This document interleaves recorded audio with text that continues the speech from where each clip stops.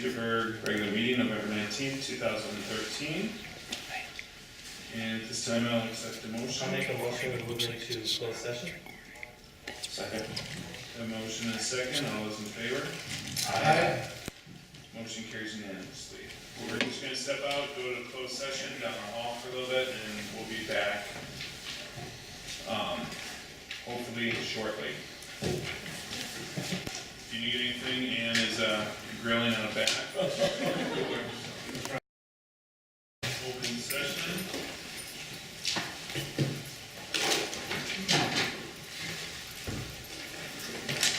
And we're going to just say we're in open session, and it's all right with everyone on the move to 7B, the financial audit report hearing. Carrie is here from our audit firm, Riley Penner and Benton, to talk about our fiscal year ending June 30th audit. Thank you for moving me up. I'm just going to go over the financial statements quickly. If you look at it, you might notice there was one change that we had to do this year for yes, we might, it's pretty minor, you wouldn't have noticed it, but if you look at page 15 and 16, things that you're used to being called net assets are now called net position.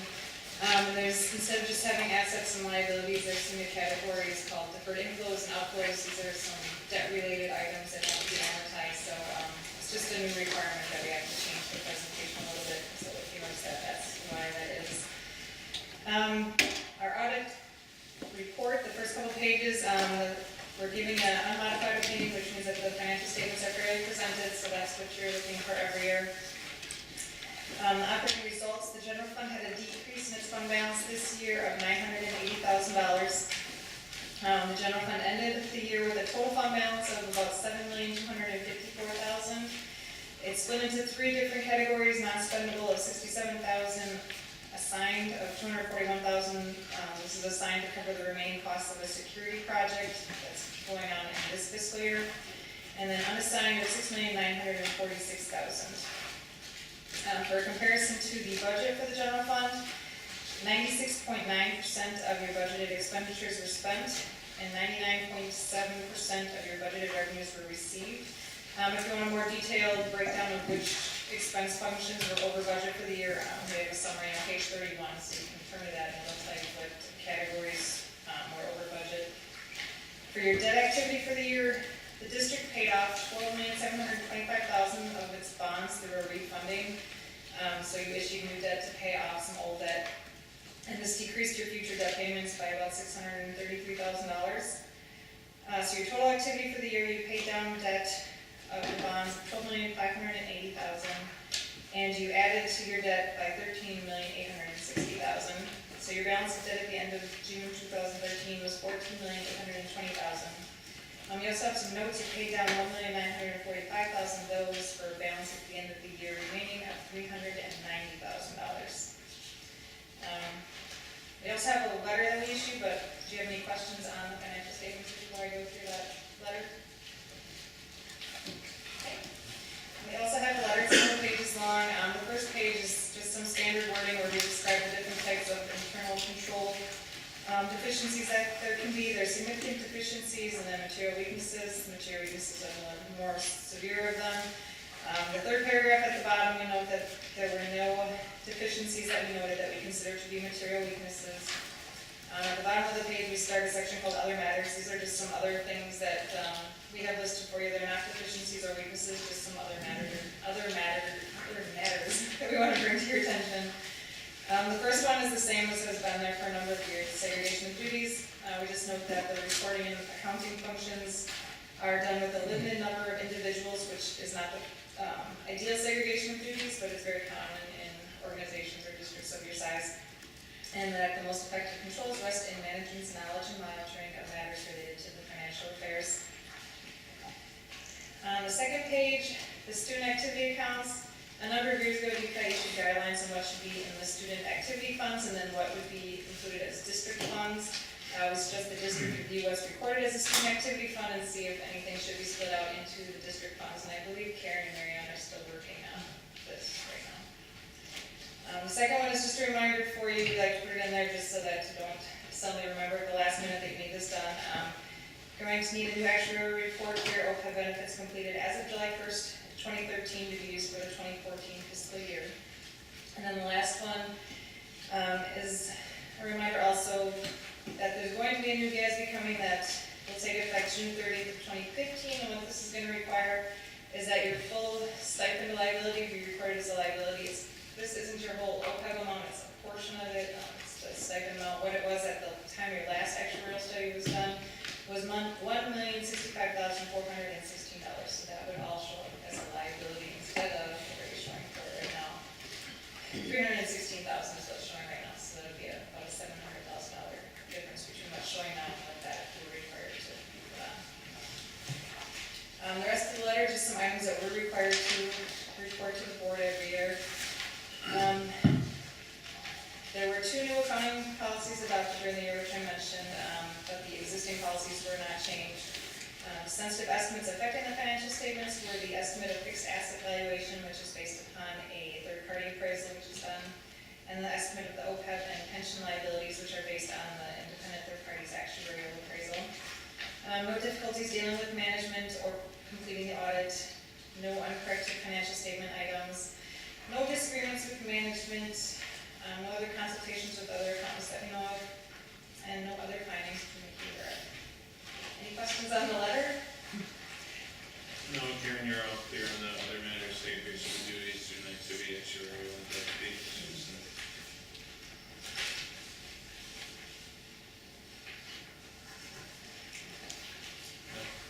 Thank you. Motion. Yeah, we do have one second motion to approve. I'll make the motion to approve the audited financial statements as presented in the presentation and the booklet provided report. I'll second that. A motion and a second, all those in favor? Aye. Motion passes unanimously. So at this point, we're gonna go back up to the first page of the agenda, and I am going to read the statement of public notice, albeit late. This is regular meeting of the Cedarburg Board of Education. Public meeting prior notices have been placed in the district, and additional copies were forwarded to the News Graphic and Milwaukee Journal Sentinel. Resolutions and recognitions, Kevin? Joe was gonna do this. Yeah, commitment. But Joe's prepared to do that as well. Sure, okay. It's like, okay. That's just wrong. For John here earlier. Going through the resolutions and recognitions. Congratulations to the girls volleyball 2013-2014 all-conference selections. Megan Wiesa, first team. Allie Barber, second team. Sarah Dyke, honorable mention. Kayla Buglitz, honorable mention. Congratulations to the boys soccer state qualifiers.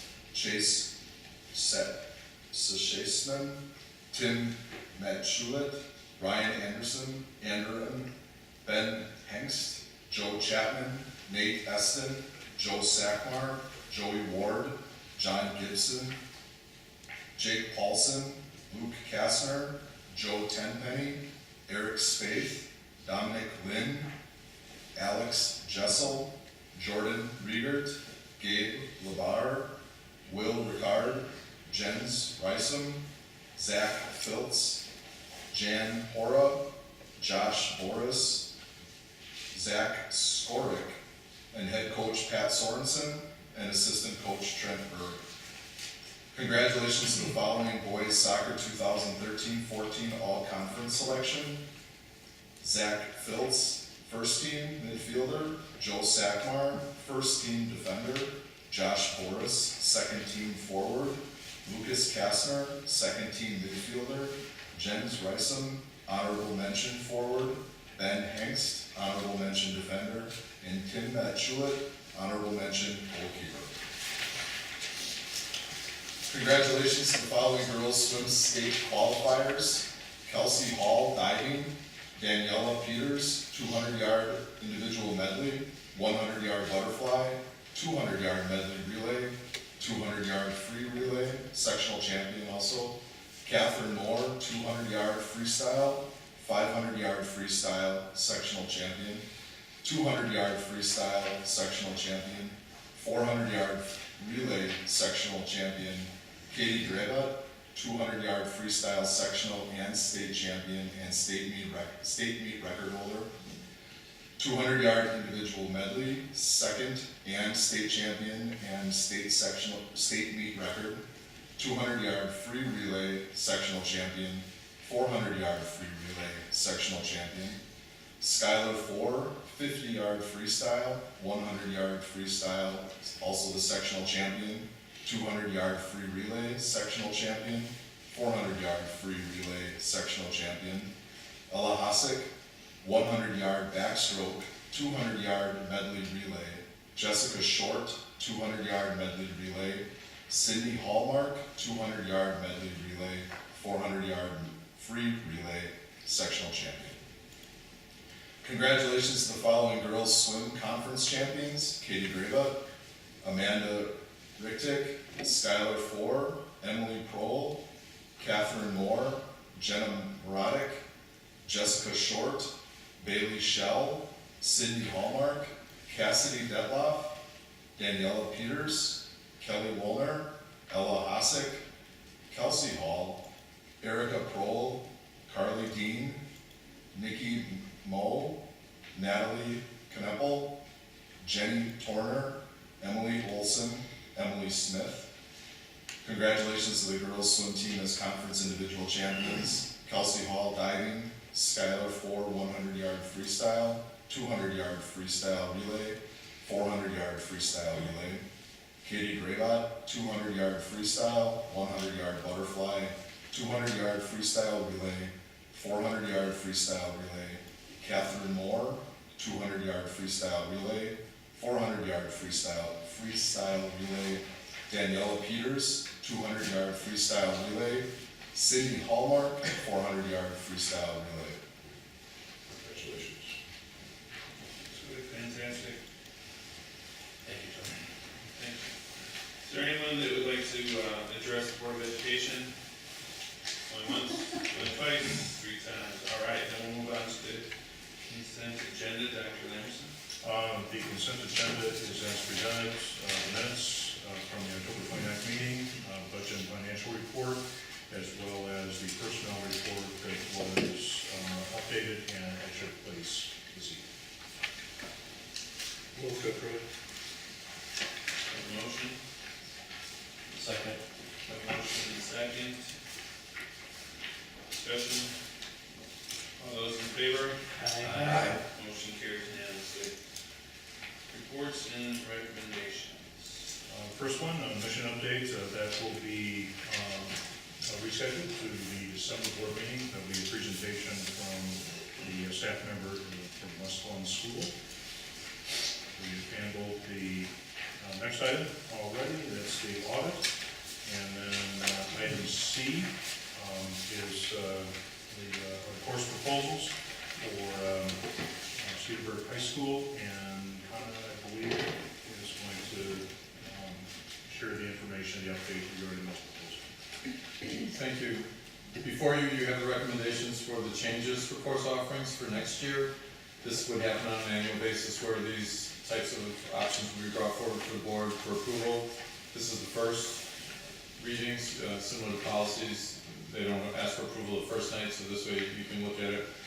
I'll do the best I can with questions, but this is not normally my agenda item, but I'm pinch hitting for Todd. I told him I would take questions, or I would email him directly, or I'll try the best I can to answer anything tonight. Some of them are pretty simple, just changing the name of a course, that's not a big thing. There's pretty good details provided in the documents about the rationale for any of the changes that are being made. You'll see some things like dropping a course and substituting into another course, like a web design was one of those examples. So it's just part of that continuous improvement, always looking at what we're doing, trying to figure out ways to maximize opportunities for our students. So if there's questions, I'll be happy to start jotting those down.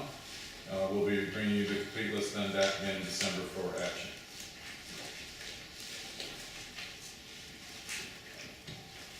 All right.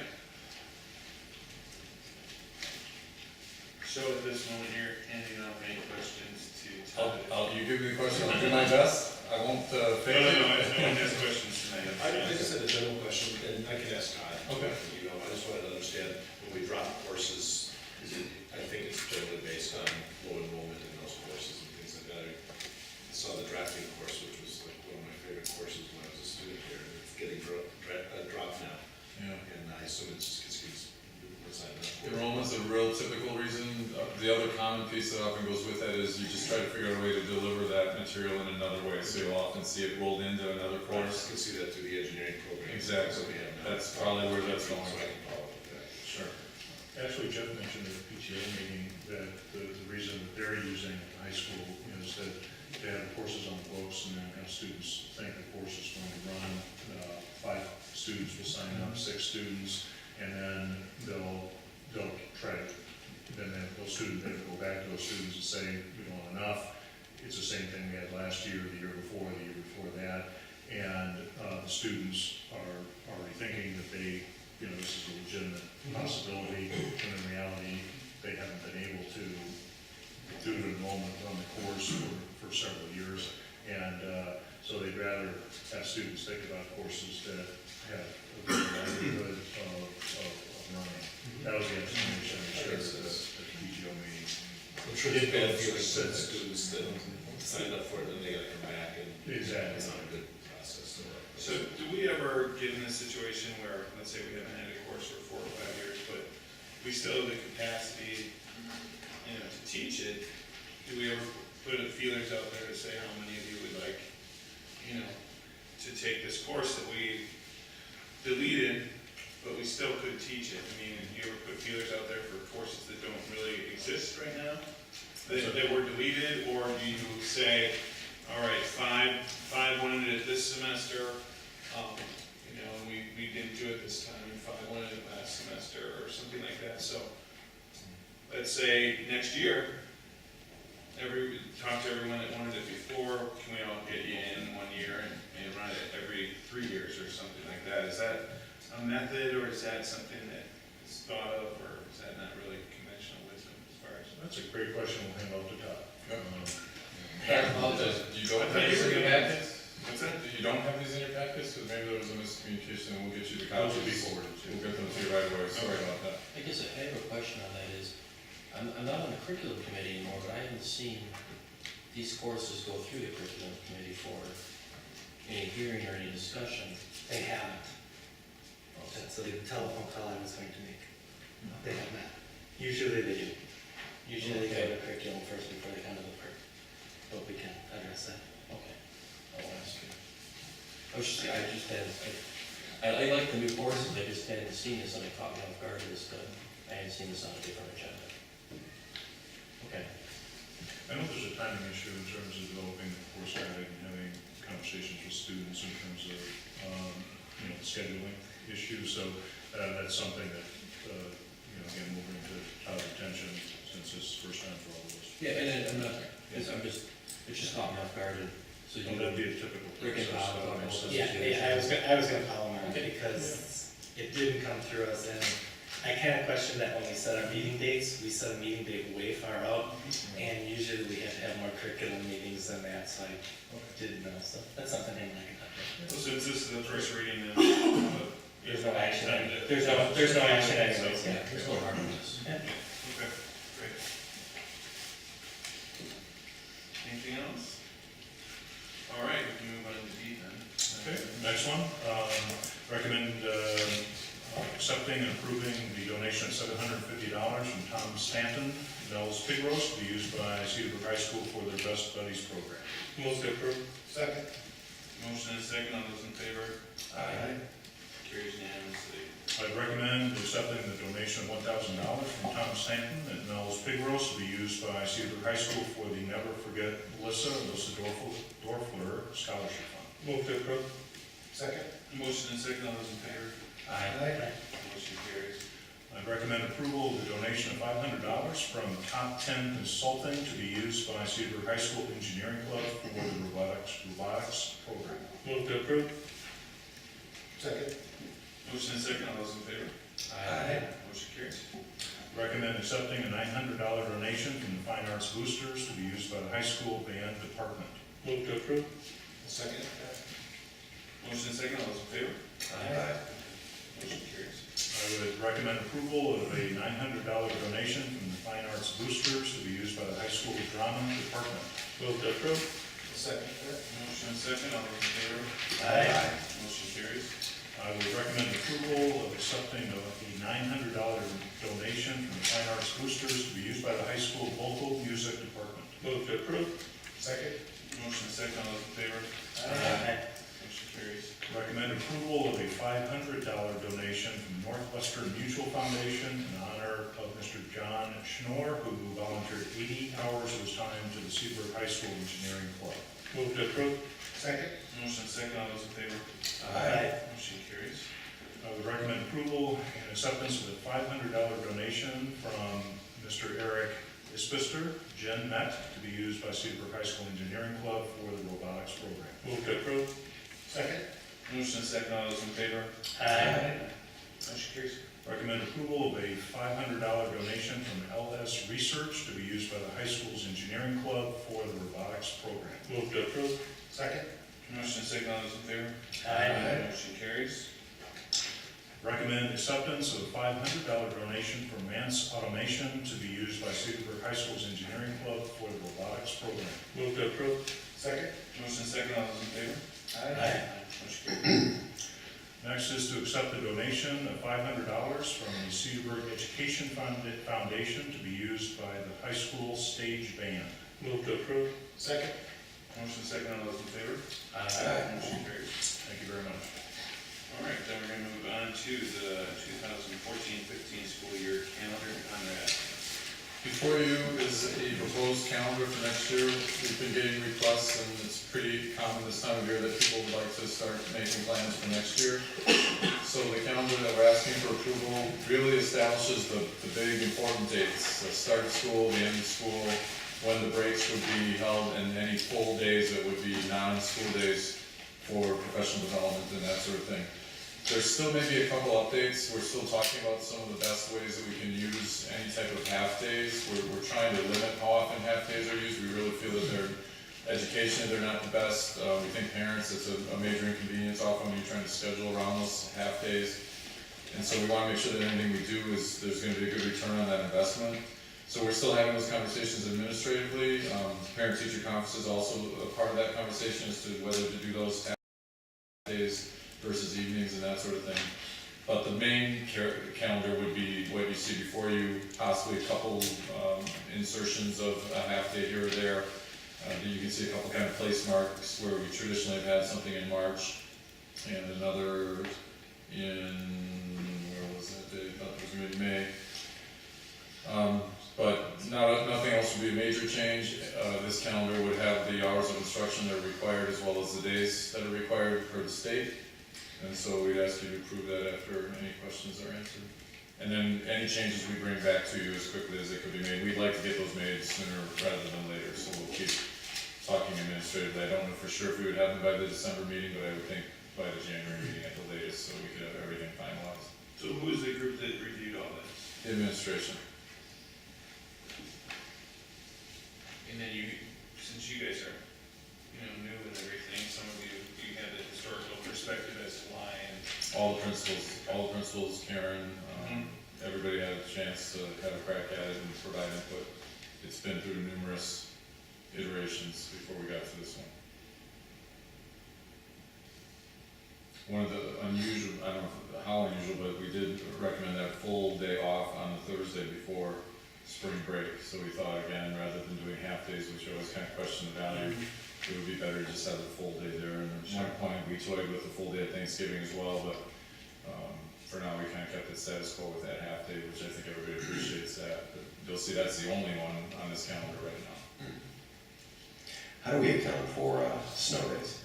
How does that work? Those are built into this. The state requires, they want you to schedule 180 days minimum, but if you can get all your hours of instruction within 175 days, their recommendation is you always try to build in enough cushion so that you could have the equivalent of 5 days canceled and then you don't have to make up the time because you got the hours in. Gotcha, okay. And so this calendar does that with actually extra because you don't wanna take time off the day ever, but as we put in a half day here or there, we'll have enough cushion that we're more than covered.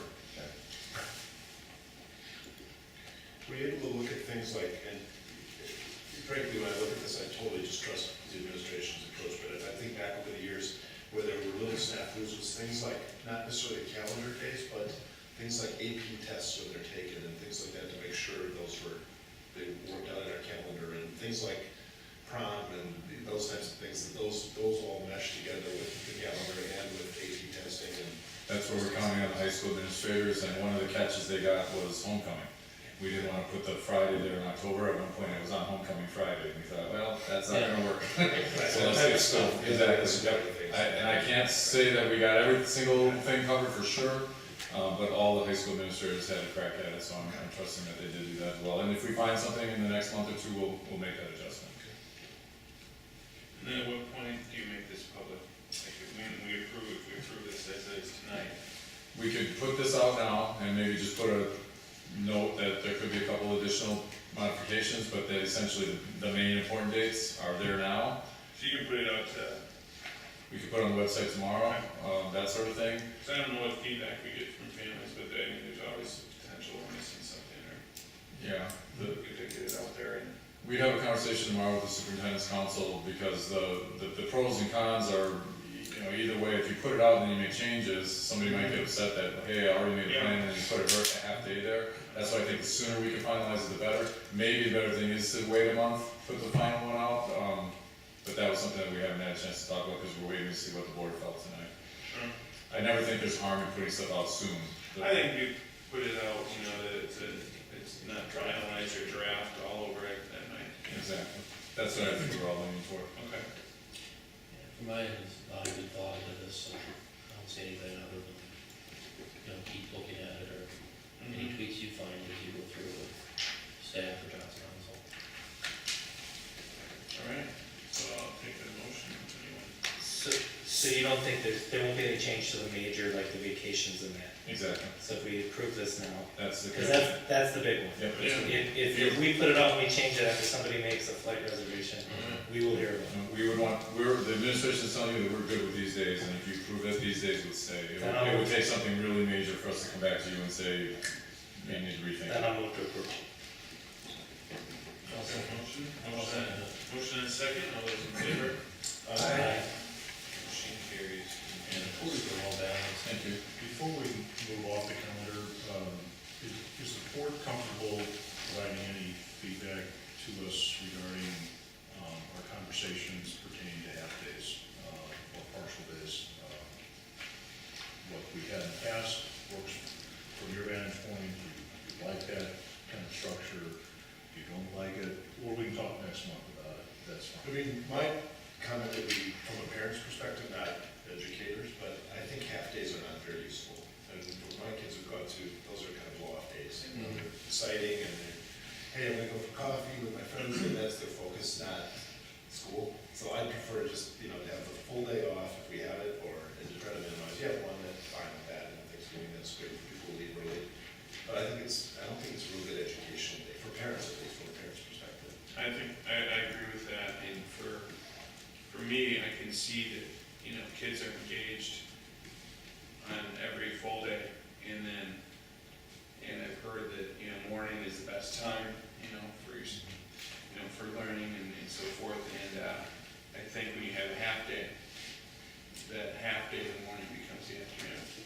You don't have that sweet spot, you don't have that morning learning, that charge, that feeling, you're already checked out, you're already on vacation. I think that's what happens on those days, and then if you have, working parents, and you're not looking at your calendar and you're scheduling your meetings and so forth, and I've heard this, and, all of a sudden this half day pops up, or you have to take a full day off work, and, I just don't see any benefit to it in any way.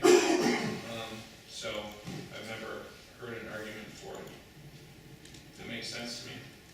So those are my thoughts. I would like to see a half day on Saturdays, though, if we could actually.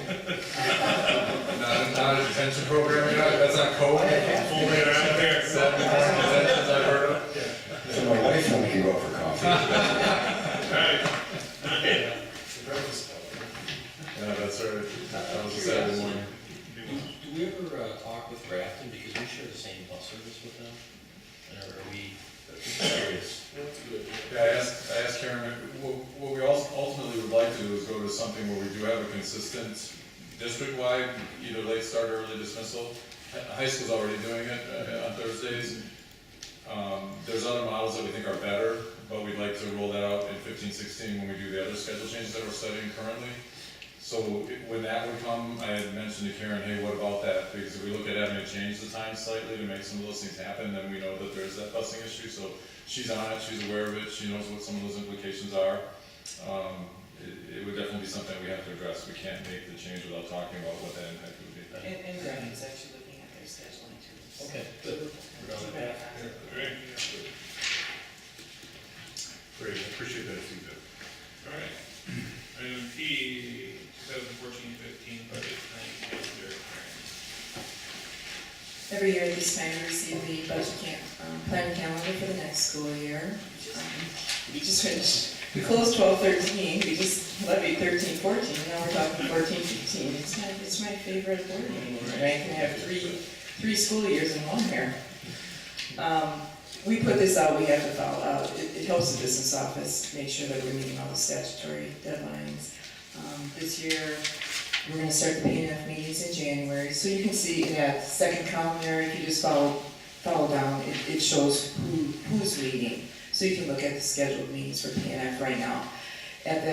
In December, and I'll send out just to confirm that date does work for the P&F committee, and then we'll talk about I don't think we adjusted any last year, but at that first P&F committee meeting, we'll discuss the calendar, make sure those dates work for everybody. The important date to notice is highlighted in blue. That's when we present our initial budget recommendations to the P&F committee with our impact statements. And then the items highlighted in yellow are all board approval. We approve the preliminary budget, then we have the required budget hearing, and then of course in October, the tax levy. Are there any questions? I'm glad you did the April one in blue. I have a star that there'll be a new chairman that time, so. I won't be late for that meeting. Hey, you better show up. You only need 24-hour notice to make that meeting. I think it's great. Thank you. I think when you look at this, you kind of forget what goes into it and all the hard work that you do, and this is great. All right, so we'll move on to superintendent notes, Dr. Manners. Item A will be moved to the December board meeting. Item B, Joe? Just wanted to update you briefly. Last school year, we started a family engagement group as it relates to special education. Purpose of that was to provide an opportunity for parents to have monthly face-to-face contact with me so that we could do two things. Focus on parent education and community outreach for special ed to provide access to community resources for families of children with disabilities, and then also transition type planning opportunities for families of children with disabilities. We meet on a monthly basis. Usually it's a Monday evening, the third Monday of the month. Given the holiday season, we move that around a little bit. We have Susan Walk here, is our district family engagement liaison. She is somebody that parents who have concerns about special education can contact. She can provide some information, she can meet with me, act as an intermediary between the district and the family. And it's been a nice vehicle for the district. It's provided me with a lot of valuable information. We do partner with CISA 1 and with some of our neighboring districts to offer events. Last school year in May, we offered a transition, family resource night. We had 45 local vendors, countywide vendors come in. They set up in the vintage gym. We had about 55 families, close to 200 people came through. It was opportunities for parents of children with disabilities and children to have access to summer programming in the area. It was an opportunity for businesses to come in that put on special events for kids who have disabilities. So it was a very positive night. We will be doing that either at the end of March or the beginning of April this school year as one night. We also are partnering with Fort Washington and Mequon, and they are offering transition resource nights for families as well. As board members, if you do get questions, you can please direct people to either myself or Susan. Sometimes talking to another parent is a good tool for families, good opportunity for families to have. So. That's great. Any questions? Last item, under superintendent's report, last month we mentioned that administratively we're looking at making a decision regarding the educator effectiveness expectation from DPI. The administrative team, district leadership council, including superintendent's council as well as principal, assistant principals met. And we made the decision that we are going to move forward with what's called My Learning Plan, which is one of two options available in the state to comply with the expectations for the educator effectiveness. It is operated and managed by CESA 6. 80% of all of its school districts in Kentucky County will be utilizing My Learning Plan. And so we are thrilled in terms of the opportunity that we have. We will be showing you during the rest of the school year how that particular evaluation process and model will roll out in our district. It will allow us to have a common set of training. I think the hour requirement is in the neighborhood of 40 hours still for every evaluator to go through that amount of training by the end of this school year. And that training we will go through together so that we can continue to move toward the expectation that we have fidelity among all of our evaluators in terms of evaluating teaching staff. We will have a common rubric and a common form, common assessment structure. It will be formalized and it will be informalized. We'll have the opportunity to have what we refer to in our field as walkthroughs, where we can actually walk through a classroom in 5 to 10 minutes, be able to gather information about what's happening in that classroom based on rubrics that have been established and thresholds of what we observe in a classroom, and that information would be available to teachers in real time. So there are a lot of aspects to this particular opportunity that we're excited about, we're looking forward to moving forward. That decision has to be made by November 30th, and DPI has to be informed of that so that we can receive full reimbursement for the training that we'll receive. So I simply, Todd wanted me to share with you that decision's been made, and the administrative team, district leadership, principals, everyone really did a wonderful job thinking very critically about which opportunity would best fit our needs. And we're thrilled to be able to make the decision. This is the one that will work for us. We can personalize and tailor to our expectations and will be the most supportive for us administratively and provide the greatest amount of constructive feedback for staff. And the downside to the other model would have been? Is that NPS selected the other model, and we think that we should be implementing a model much better than NPS. Okay. So who's the 20% of the county that wants to go to FPS? Elmbrook went with My Learning Plan, some higher performing other school districts went with My Learning Plan because what is being provided or not being provided by DPI in terms of support for their model and the rigidity that model demands does not fit our needs. And we want to have something that fits our needs really well. Fit Cedarburg better? Yep. Okay. Thank you, John. Thank you. Thank you.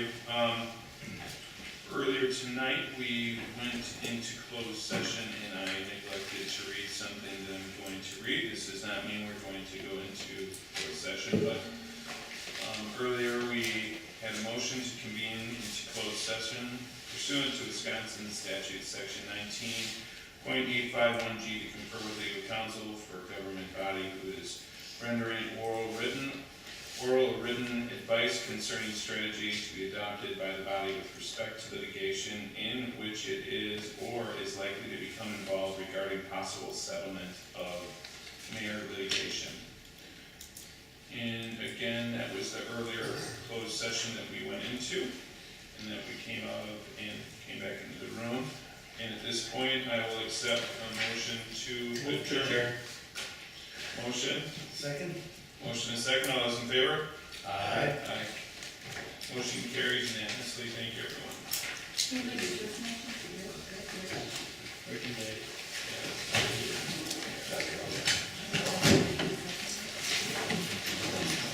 Joe? I didn't have to put the button. Don't make me tell you.